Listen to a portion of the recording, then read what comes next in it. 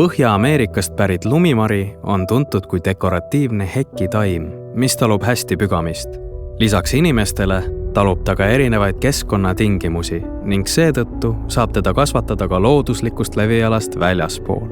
Lumimari on levinud kõikjal üle Eesti. Teda on istutatud palju mõisaparkidesse ja sealt on ka talupojad viinud seda oma aeda. Kuid muidu on ta kuni 2 meetri kõrgune, ovaalsete tumeroheliste lehtedega, mille alakülg on heledam ja tal on õrnroosad valkijad kellukakujulised õisikud, mis tihti lehtede varjust märkamatuks jäävad. Ta levib väga hästi võsudega, mis tähendab, et kui tema kasvukoha ümbert ei niideta, siis ta läheb laiali.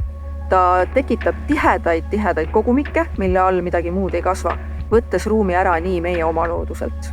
Ja see on see, miks ta on probleemiks. Ta ei kuulu keelatud võõrliikide hulka, aga nagu kõik võõrad liigid tasuks teda jälgida. Lumimari paljuneb nii seemnetega kui ka vegetatiivselt. Emataimest 60 cm kaugusele levivatest juurevõsudest hakkab kasvama uus taim.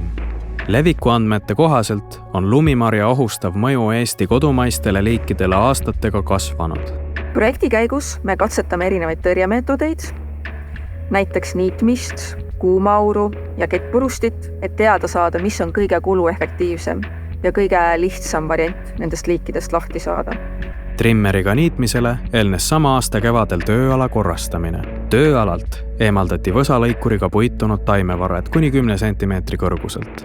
Vegetatsiooniperioodi jooksul niideti lumimarja ja pihlenelast trimmeriga 3 korda. Kettpurustiga niitmisele eelnes sama aasta kevadel tööala korrastamine. Selleks eemaldati kuivanud ja pikali kukkunud puud ning suuremad oksad. Taimede puitunud varred purustati kettpurustiga, nii et tekiksid kuni 10 cm kõrgused pintslilaadsed tüükad.